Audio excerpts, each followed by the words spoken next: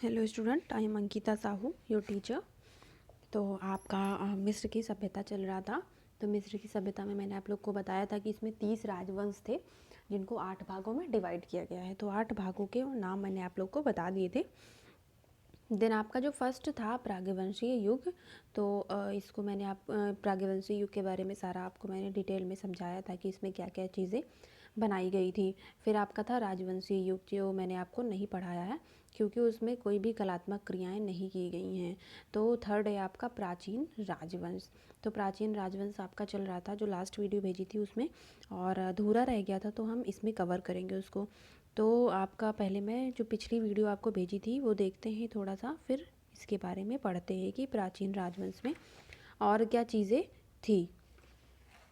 तो आपका जो मैंने प्राग्वंशीय युग पढ़ाया था उसमें जो है चित्राक्षर लिपि कही जाती थी वहाँ की लिपियों को, जिसका अर्थ होता था पवित्र चिन्ह। और इसमें लगभग 2000 चित्राक्षर किए गए हैं। और आपका जो प्राचीन राजवंश है इसको ओल्ड किंगडम कहते हैं। तो मिस्र की वास्तविक इतिहास प्राचीन 2700 से 2900 ईसा पूर्व राजवंश से ही प्रारंभ होती है। मिस्र का राजनीतिक और सांस्कृतिक स्वरूप इसी युग से निखर कर सामने आया। और इस काल में तीसरे राजवंश से लेकर छठे राजवंश तक के शासकों ने लगभग 500 वर्षों तक यहाँ पे शासन किया था। तो इसमें जो है 3 राजवंशों से लेके जो है छठे राजवंश तक का काल बताया गया है और इसमें 500 वर्षों तक उन्होंने शासन किया हुआ है। इन 3 राजवंशों के फरोह न केवल विजयी में अभियानों में रुचि रखते थे बल्कि कलात्मक क्रियाओं में भी रुचि रखते थे। इन्होंने स्थापत्य कला में भी बहुत ध्यान केंद्रित किया हुआ है, उनका भी विकास किया हुआ है। इसी कारण इस काल को जो है पिरामिड युग कहा जाता है और फरोहों को जो पिरामिड निर्माता कहा जाता है। तो इस काल में जो राजधानी बनाई गई थी वो मेम्फिस को बनाई गई थी और मेम्फिस ही कला वैभव और का कला केंद्र बना था। तो तृतीय वंश का जो प्रथम सम्राट था, महान सम्राट, वो जोसेर था। तो जोसेर जो था वो इसका पहला सम्राट या फरोह माना जाता है जिसने पिरामिड बनाने की कला का विकास किया था और पाषाण स्थापत्य का कला का जन्मदाता भी कहा जाता है। इससे पूर्व धूप में सुखाई गई ईंटों से मस्तबा व पिरामिड बनाए जाते थे, जैसा कि मैंने आप लोग को पहले ही बता दिया था कि मस्तबा और पिरामिड कैसे बनते थे। तो जोसेर ने मेम्फिस में 38 फीट ऊंची व 227 फीट चौड़ी समाधि का निर्माण करवाया था, जिसे कुछ समय पश्चात विस्तृत रूप प्रदान किया गया था। ये पहले तो छोटा बनाया था, उसके बाद उसको विस्तृत रूप मतलब उसको बड़ा कर दिया गया था। इसके साथ ही मृतक की अंत्येष्टि करने हेतु मंदिर, शोक कक्ष, भूल भुलैया और खुले प्रांगण भी उसने बनवाए थे। और मंदिर के सम्राट जोसेर की प्रतिमा भी यहाँ पे स्थापित की गई थी। और जोसेर के उत्तराधिकारी जो थे वो पिरामिड निर्माणकर्ता कहे जाते हैं। इसके पश्चात जो तृतीय वंश का जब अंत हुआ तब चतुर्थ वंश की जब स्थापना हुई तो उसमें खुफू आया। तो खुफू के टाइम पे भी राजनीतिक और सांस्कृतिक महत्व उतना ही बना रहा, कम नहीं हुआ जितना तृतीय में था। तो खुफू इसमें 3 शासक प्रमुख और प्रभावशाली थे, जिसमें आपको नाम बताया था मैंने, खुफू, खफरे और मेंकरे। तो ये 3 मैंने आप लोग को लास्ट वीडियो में बताया था इनके बारे में। तो जो खुफू था उसने पिरामिड युग का महान फरोह कहा जाता है। तो खुफू ने अपने राज्य में बहुत ही कला का विस्तार किया और इसने बहुत विपुल धनराशि लगाई, बहुत ज़्यादा धनराशि लगाई और गीज़ा का पिरामिड बनवाया है। तो आप लोग को गीज़ा का पिरामिड पता भी होगा और लास्ट वीडियो में बताया भी था कि वो कितना फेमस है। तो हज़ारों मजदूरों की सहायता से 13 एकड़ भूमि पर ये पिरामिड बना हुआ है और 450 फीट ऊंचा पिरामिड का निर्माण बहुत ही दक्ष वास्तुकारों द्वारा बनाया गया है। इसमें लगभग 23 लाख जो है वो प्रस्तर खंडों का यूज़ किया गया है इसको बनाने में और 20 वर्षों तक लगातार इसमें काम चलता रहा। तो 20 साल तक ये लगातार बनता रहा और इसके पूर्वी तरफ जो है 3 पिरामिड बनाए गए हैं, जो एक ही पंक्ति में या एक ही लाइन से 3 पिरामिड इसमें बनाए गए हैं। तो आगे आपका बताया था मैंने कि इस वंश का जो दूसरा सम्राट था वो खफरे था। तो देखते हैं कि इसके बारे में और क्या चीज़ें थी। तो खफरे ने भी मिस्र कला में कलात्मक और धार्मिक संस्कृति का विकास किया था। आप देखते हैं आगे, इसने ये खुशबू लिखा है यहाँ पे, खुफू होगा। तो इसने खुफू के विशाल पिरामिड के पास ही दूसरा पिरामिड का निर्माण करवाया, जो कुछ छोटा किंतु कलात्मक आकर्षक है। इनकी आंतरिक सतह लाल ग्रेनाइट व श्वेत से बनाई गई थी। इसके शासनकाल में मूर्तियों का निर्माण प्रचुरता में हुआ था। अब देखिए, जो खुफू के बाद खफरे आया था, तो खफरे ने खुफू के पिरामिड के पास ही एक छोटा सा पिरामिड बनवाया था। वो छोटा था किंतु कलात्मक और आकर्षक था। तो इसके अंदर की जो सतह है वो लाल रंग और ग्रेनाइट व श्वेत पत्थर से बनाया गया है इसे। और इसके शासनकाल में मूर्तियों का निर्माण भी प्रचुरता से हुआ है। पिरामिड के पास ही विशाल स्फिंक्स या स्फिंक्स की मूर्ति भी बनाई गई है, जिसका शरीर, सिंह व सिर मानव का है। यह खफरे की वीरता एवं शक्ति का परिचायक माना जाता है। अब देखिए, पिरामिड के पास ही विशाल स्फिंक्स एक मूर्ति बनाई गई इन्होंने। स्फिंक्स या स्फिंक्स उसको कहा जाता है। तो उस मूर्ति का जो धड़ है, जो शरीर है पूरा, वो कैसा बनाया गया है, शेर सिंह जैसा, और जो सिर है वो मानव जैसा बनाया गया है। तो यह खफरे की वीरता का परिचायक माना जाता है। तत्कालीन स्रोत इस बात का उल्लेख करते हैं कि यहाँ पे इस ये जो मूर्ति बनाई है उसकी लंबाई जो है वो 150 फीट ऊंची और 50 फीट 150 फीट लंबाई, इसकी 150 फीट है और ऊंची है ये 50 फीट, और इसका जो मुख है वो 10 फुट लंबा और चौड़ा है। तो यह पहला फरोह था जिसने इस फिकन्स बनाने की कला का विकास किया था। तो ये जो इन्होंने बनवाया था इस फिकन्स, किसने, खफरे ने, तो वो कैसा था, 150 फीट लंबा था और 50 फीट ऊंचा था, और इसका जो मुख है वो 10 फीट लंबा और चौड़ा था। तो ये पहला फरोह था जिसने मूर्ति कला का विकास किया था और स्फिंक्स बनाना स्टार्ट किया था। इन दोनों शासकों ने निर्माण कार्य में देश का प्रचुर धन व्यय कर दिया और देश की आर्थिक स्थिति बिगड़ती चली गई। फलस्वरूप खफरे के उत्तराधिकारी मेंकरे द्वारा अधिक विशाल पिरामिड का निर्माण नहीं करवाया जा सका। अब देखिए, किन दो शासकों ने, खुफू और खफरे ने।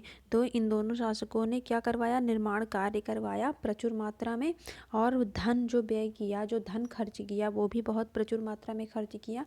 तो इससे क्या हुआ, जो देश की आर्थिक स्थिति थी, मतलब पैसों की कमी आ गई इनके देश में। तो फलस्वरूप खफरे के जो उत्तराधिकारी थे वो मेंकरे थे, खफरे के बाद आए थे। तो जो मेंकरे थे वो विशाल पिरामिड का निर्माण नहीं करवा सके। क्यों? क्योंकि धन की कमी आ गई थी। तो उक्त तीनों पिरामिड सड़क मार्ग द्वारा नील नदी के किनारे बनी मंदिर घाटी के से जोड़े गए हैं। जो ये पिरामिड बने हुए हैं यहाँ पे, तो कहाँ से जोड़े गए हैं, सड़क मार्ग द्वारा नील नदी घाटी से जोड़े गए हैं। आगे देखते हैं, प्राचीन यूनानी पिरामिडों को प्राचीन विश्व के 7 आश्चर्यों में माने जाते हैं। आज भी यह प्राचीन विश्व के भौतिक अवशेषों में सर्वाधिक आकर्षक का केंद्र बने हुए हैं। अब देखिए, मैंने आपको गीज़ा के पिरामिड यहाँ पे शेयर किए हुए हैं। 3 पिरामिड हैं और ये 3 पंक्ति में एक साथ जो बनाए थे खुफू ने, वो हैं पूर्वी साइड में। और ये यहाँ पे स्फिंक्स है, ये मानव का शरीर है, और इसका जो ये नीचे का धड़ है वो सिंह के आकार का है। तो ये यहाँ पे इसको 7 आश्चर्यों में, मतलब 7 अजूबों में पिरामिड की भी गणना की जाती है, जो आज भी विश्व प्रसिद्ध है और आकर्षण का केंद्र है। तो आगे देखते हैं। तो आपका जो है ये प्राचीन राजवंश खत्म हुआ। अब आपका इसके जो प्राचीन राजवंश के बाद काल है उसमें भी ज़्यादा कलात्मक क्रियाएं नहीं की गई थी। प्रथम सामंतवादी काल है प्राचीन राजवंश के बाद, तो इसीलिए मैंने आपको मध्य राजवंश आपका स्टार्ट करवा दिया है। तो इसमें देखते हैं कि क्या चीज़ें हैं, क्या कलात्मक क्रियाएँ की गई हैं, क्या चीज़ें बनवाई गई हैं। तो मध्य राजवंश, मिडिल किंगडम।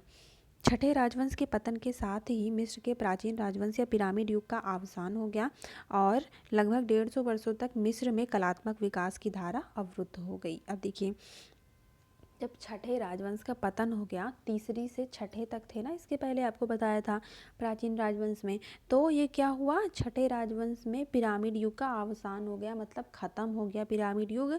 और लगभग 150 साल तक यहाँ पे कोई कलात्मक विकास नहीं हुआ। तभी मैंने आपको प्रथम सामंतवादी काल नहीं पढ़ाया है, क्योंकि उसमें कोई कलात्मक क्रियाएं नहीं की गई थी। तो प्राचीन राजवंश के राज्य के पतन के मुख्य तत्वों के कारण थे, प्रथम 5वें राजवंश से ही मिस्र के फरोह विघटनकारी तत्व पर नियंत्रण रखने में अशक्त एवं अयोग्य रहे तथा केंद्रीय सत्ता पर अनवरत आक्रमण होते रहे। तो देखिए जो प्राचीन राज्य था तो उसमें जो पांचवें राजवंश थे, जो पांचवें राजवंश के फरोह थे, तो यहाँ पे जो आक्रमण होते थे उन पर नियंत्रण नहीं कर पाते थे वो, या नियंत्रण नहीं कर पाए, अशक्त रहें और अयोग्य रहें। इसी कारण इनका जो राज्य था वो उसका पतन होने लग गया था। तो देश छोटे छोटे राज्यों में विभाजित हो गया। इन राज्यों के शासकों के पास फरोह के समान ही अपना राजप्रसाद, सेना व आयकर अधिकारी होते थे। वह स्वयं ही अपनी जागीर के धर्माधिकारी, सेनापति व न्यायाधीश होते थे। तो क्या हुआ, ये देश छोटे छोटे राज्यों में विभाजित होने लग गया और इन राज्यों के जो शासक थे, फरोह थे, वो जैसे पूरे देश का पहले एक फरोह होता था, तो इन राज्यों के अलग अलग फरोह होने लग गए। वो स्वयं के ही पूरे जागीर के धर्माधिकारी और सेनापति और न्यायाधीश भी होते थे, और इनके पास राजप्रसाद, सेना व आयकर अधिकारी भी होते थे। इस युग में परलौकिक जीवन पर संकट की भयंकरता बढ़ गई। यह माना जाने लगा कि अनेक प्रकार के भयंकर जीव, सर्प, घड़ियाल मृतात्मा को भयभीत करते हैं तथा उनके अलौकिक शरीर को नष्ट कर देते हैं। अब देखिए इस युग में क्या हुआ, जो परलौकिक जीवन पर संकट की भयंकरता, मतलब जो मरने के बाद जो परलौकिक जीवन है उस पर कह रहे हैं कि संकट बढ़ गया। तो इनका मानना था कि जो मृतक शरीर है या जो मर जाता है, तो मृतात्मा पर जो है बहुत सारे संकट आए हैं, तो जिससे वो भयभीत हो जाते हैं। तो उसमें कुछ भयंकर जीवों का नाम बताया गया है, जिसमें सर्प और घड़ियाल, ये एग्जाम्पल के तौर पे इन्होंने बताया हुआ है कि ऐसे जीवों द्वारा मृतात्मा भयभीत हो जाती है, और या तो उनके ऐसा मानते हैं कि जो उनका अलौकिक शरीर है, जो मरने के बाद अलौकिक शरीर बचता है, तो वो ये जो भयंकर जीव हैं वो नष्ट कर देते हैं। तो इनसे बचने के लिए उन्होंने क्या किया देखते हैं। इन सबसे बचाने के लिए मृतक की शवपेटिका पर अनेक जादुई मंत्र व चेतावनियाँ लिखी जाने लगी, जिन्हें कॉफिन टेक्स्ट कहा जाता है। अब देखिए जो ये मानते थे कि जो परलौकिक जीवन है, जो मरने के पश्चात प्राप्त होता है, तो इन पर जो मृतात्मा जो होती है, उन पर भयंकर जीव आक्रमण करते हैं, हमला करते हैं, जिनसे वो नष्ट हो जाती हैं और जिनसे उन्हें डर लगता है, भयभीत रहते हैं जिनसे। तो इन सब से बचने के लिए उन्होंने क्या किया, जो शव की काष्ठ पेटिका होती है उन पर इन्होंने चेतावनी और जादुई मंत्र लिखने स्टार्ट कर दिए, जैसे कि उनको पढ़ के सर्प और घड़ियाल जैसे जो जीव हैं वो डर जाएं, या उसको पढ़ के वो चेतावनी पढ़ के वो वहीं पर रुक जाएं, उनको और मृत आत्मा को कोई नुकसान ना पहुंचा सके। तो ये जो चेतावनियाँ और ये जो शव पेटिका पर मंत्र, जादुई मंत्र लिखे जाते थे, उनको क्या कहा जाता था, कॉफिन टेक्स्ट कहा जाता था। तो ये आपका मध्य राजवंश है। अभी मध्य राजवंश में आपका और बाकी है थोड़ा सा, वो मैं आपको बताऊंगी कि मध्य राजवंश में आगे का क्या है। फिर हम देखेंगे दूसरी क्रिकेट की कला। तो आपका मध्य राजवंश मिस्र की कला में लास्ट है। इसके बाद आपका दूसरा टॉपिक स्टार्ट हो जाएगा। तो इस वीडियो से रिलेटेड अगर आपको कोई भी चीज़ें नहीं समझ में आ रही हो तो मुझे टेक्स्ट मैसेज करें या जूम मीटिंग पे मेरे साथ डिस्कस करें। Thank you.